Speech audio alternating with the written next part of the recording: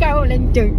Một, Rồi hai, cô ba, bé tập bốn. yoga phần 3 luôn. Vậy đó hả? Cô bé tập yoga phần 3 luôn hả? Phải không? Say hi. Say hi Eva. Anh hai để chặt em không à.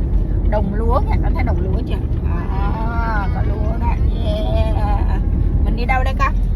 Đi đâu đây hả? Đi vô nhà bác gì? Đi xe chắc rồi vô nhà bác gì? Bác nào? Bác gì?